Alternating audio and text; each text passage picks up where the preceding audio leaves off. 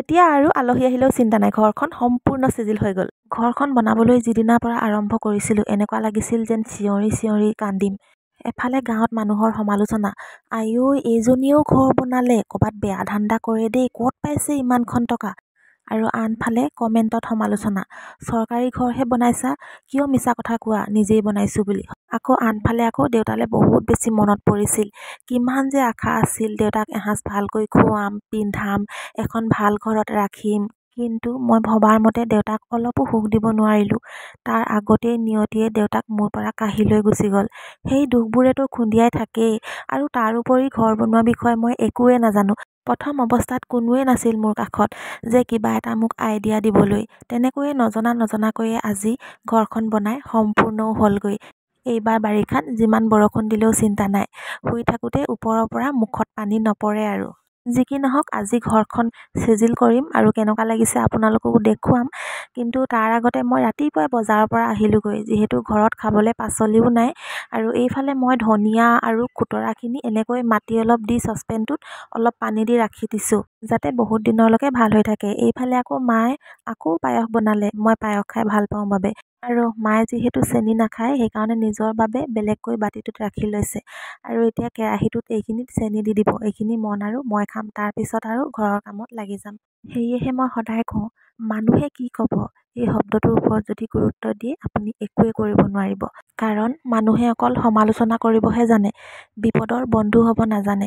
আজি যে 2 বছৰ আগত ধুমুহাই আমাৰ ঘৰখন যেতিয়া ভাঙি নিছিল, এজাক বৰষুণ দিলেই গোটেই ঘৰৰ ভিতৰত পানী পৰে। মই শুই থাকোঁ, ওপৰৰ পৰা মোৰ মুখতে পানী পৰে, কাৰণ মোৰ ৰুমৰ ৰেজিংখন উৰাই নিছিল।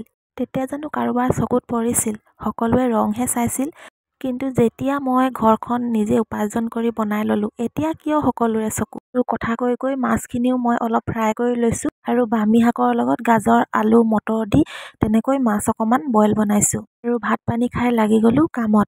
এতিয়া যিহেতু ঘৰৰ ভেটিও উঠোৱা হৈ গ'ল আৰু সমান কৰি ধুমুচো মৰা হৈ গ'ল, সেইটোৰ কাৰণে চকীকেইখন মুখৰ ৰুমলৈ এনেকৈ লৈ আনিলোঁ, আৰু ডাইনিংখনো মুখৰ ৰুমত ৰাখি দিম।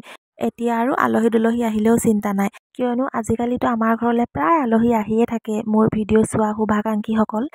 ইমানেই অসুবিধা হয়, ভালকৈ চাহ একাপ দিবলৈও মানে একোৱে যতন পাতি নাছিল, পাকঘৰতে তলতে দিব লাগে। কিন্তু এতিয়া আৰু চিন্তা নাই, ধুনীয়াকৈ মুখৰ ৰুমত আহি চকীত বহিবও পাৰিব, আৰু ভাত খাই যাওঁ ক'লেও চিন্তা নাই, ডাইনিংখন সুমুৱাই দিম যেতিয়া ভাত খাইও আহিব পাৰিব। আৰু পুৰণা ঘৰটো ভাঙি দিয়াৰ পিছত যিহেতু বস্তুবিলাক থ'বলৈ এনেকৈ টিং বেৰা দি ঘৰ এটা সাজি লৈছিলোঁ, আৰু ঘৰৰ বস্তুবিলাক ইয়াতে ৰাখিছিলোঁ, কিন্তু বহুত বেছি বেয়া হৈ গ'ল। আজিতো 4-5 মাহ হৈ গ'ল ইয়াতে ৰখা। এতিয়া দেখিছোঁ ডাইনিং কভাৰখনো ফাটি গ'ল, আৰু টি টেবুলখনৰ গিলাচখনো ভাগি গ'ল, আৰু চোফাৰ ডাবুল চকীখনো খুঁটি এটা ভাগি তললৈ সোমাই গ'ল। মানে ঘৰটো সম্পূৰ্ণ হ'ল, কিন্তু বস্তু বহুত লোকচান হ'ল। আৰু এই ডাইনিংখনৰ অৱস্থাও বহুত বেয়া হৈ গ'ল। এতিয়া যি দেখিছোঁ সকলোবোৰ বস্তু আকৌ নতুনকৈ কিনিব লাগিব, চোফাৰ, ডাইনিং টেবুল, বিচনা, বহুতখিনি বস্তুৱে কিনিব লাগিব। আগতে ঘৰটো সৰু আছিল, তেনেকৈ চলি গৈছিল, কিন্তু এতিয়া ৰুমকেইটা বহুত ডাঙৰ হৈ গ'ল। এতিয়া যদি বস্তু ভৰাব নোৱাৰোঁ, বৰ কিবা লাগিবই। চোফাৰখন চাওকচোন। আৰু ভিতৰত আকৌ মায়ে এনেকৈ চিৰি এখন বনাই দিছে। এতিয়া মেইন ঘৰটো ওখ কৰি দিয়াৰ লগে লগে পাকঘৰটো দেখিছেনে কিমান চাপৰ হৈ গ'ল, আৰু মায়ে আহিবলৈ বহুত কষ্ট পায়। পাকঘৰটো ওখ কৰিম, পাকঘৰটো বনাম, কিন্তু দেৰি হ'ব, সেইটো কাৰণে তেতিয়ালৈকে মানে এই চিৰিখনতে অহা যোৱা কৰিম। আৰু এইফালে আকৌ মানে ঘৰৰ ভেটি সম্পূৰ্ণ হৈও মাটি বহুত অভাৰ হৈ গ'ল, সেইটো কাৰণে বহুতখিনি মাটি আকৌ বাহিৰলৈ এনেকৈ উলিয়াই দিব লগা হ'ল। চোতালখনো যিহেতু উঠাম, চোতালৰ কাৰণে মাটি অৰ্ডাৰ দিছোঁ, বৰষুণ দিয়াৰ বাবে মাটি খন্দা নাই, আৰু এই মাটিখিনি মানে চোতালতে পেলাই দিব পাৰিম।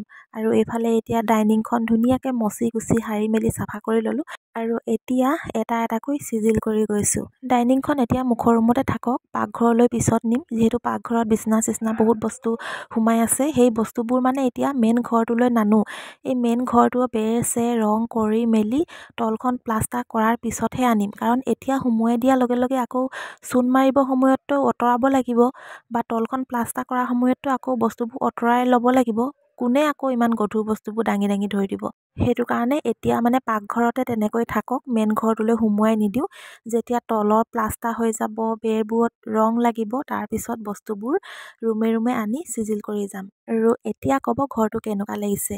ওপৰত চিলিংখন লগালে বেছি শুৱনি হ'ব, সেইটো কাৰণে চিলিঙৰ কাম খুব সোনকালে আৰম্ভ হ'ব, সপ্তাহ 10 দিনৰ ভিতৰতে।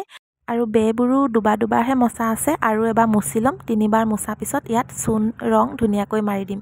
আৰু চকীকেইখনো এনেকৈ ৰাখিলোঁ, টেবুলখনো ৰাখিলোঁ, আৰু মোৰ ৰুমটোত ইয়াত বিচনা এখন ৰাখি থৈছোঁ। আৰু চিলিং নিদিয়াৰ কাৰণে কিবা টকলা মকলা লাগিছে। চিলিং যেতিয়া দি দিম তেতিয়া আৰু অকণমান ধুনীয়া লাগিব চাগে।